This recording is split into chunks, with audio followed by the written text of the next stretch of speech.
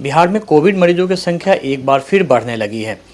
स्वास्थ्य विभाग के द्वारा जो अपडेट जारी किया जाता है उसके मुताबिक अब प्रतिदिन 600 से 700 की संख्या पहुंचने लगी है, जिनमें कि 250 से 300 मरीज सिर्फ पटना के होते हैं। लेकिन ये तो हुई सिर्फ कोविड मरीजों की संख्या, लेकिन सबसे बड़ी बात जो पटना में देखने को मिल रही है वो है पोस्ट कोविड मरीजों की संख्या बहुत ज़्यादा बढ़ने लगी है और सबसे ज़्यादा उनमें लंग्स प्रॉब्लम की शिकायत होने लगी है। ऐसे मरीज अस्पतालों में एडमिट तो होते हैं लेकिन बहुत जल्द अब ज़िंदगी छोड़ जाते हैं, क्योंकि उनकी इतने ज़्यादा लंग्स इन्फेक्टेड होता है कि उनकी मौत हो जा रही है। फिलहाल डॉक्टर प्रभात रंजन हमारे साथ हैं, वायरोलॉजिस्ट हैं और कई मुद्दों पर हमने लगातार शुरुआत से कोरोना के बगल में इनसे बात भी की है। सर, ये जो कोरोना रूप देखने को मिल रहा है कोविड का, ये क्या है? जैसा कि आप जानते हैं कि हमारे सेंटर के द्वारा लगातार कोविड पेशेंट्स का ट्रीटमेंट किया जा रहा है। घर पे भी और यहाँ पे भी बुला के लोगों को काउंसलिंग और ट्रीटमेंट दी जाती है।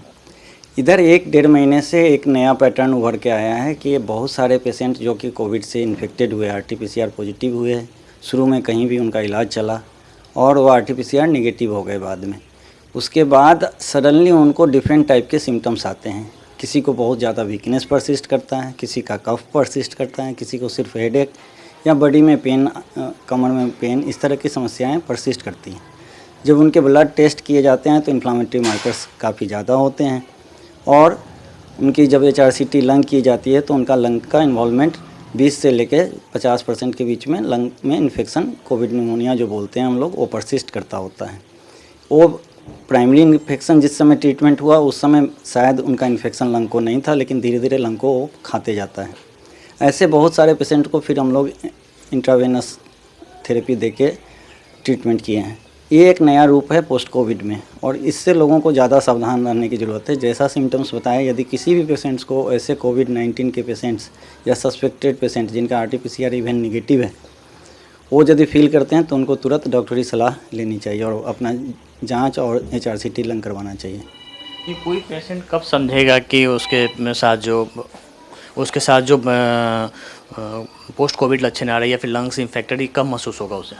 यदि उसके साथ ये कुछ चीज़ें लगातार परसिस्ट कर रही है, जैसे उसका वीकनेस नहीं जा रहा है, काफ़ी दिनों तक वीकनेस परसिस्ट कर रहा है, या एक कोई हेडेक या GIT डिस्टर्बेंस या इस तरह का कोई एक सिम्टम्स जो लगातार उसके साथ परसिस्ट कर रहा है और उसका कोई एक्सप्लेनेशन नहीं है, तो उसको सतर्क हो जाना चाहिए।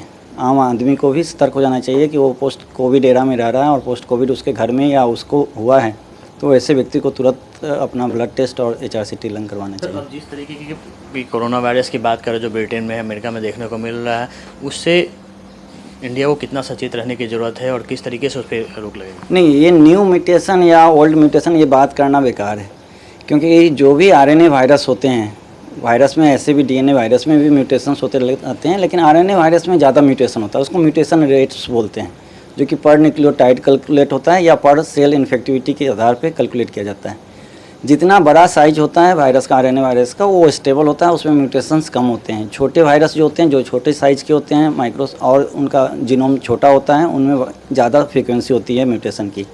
तो कोविड-19 जो है सो मीडियम क्लास का जीनोमिक्स को बियर करता है, तो इसलिए इसमें शुरू से यदि हम लोग देखें तो इसके 2492 जीनोमिक्स अभी तक पब्लिश्ड हो चुके हैं और उसमें से 1516 न्यूक्लियोटाइड लेवल पे म्यूटेशंस माइनर्स इसके कई बार देखे गए हैं और मेजर 36 से ज़्यादा म्यूटेशंस इसमें नोटेड हुए हैं वर्ल्ड वाइड।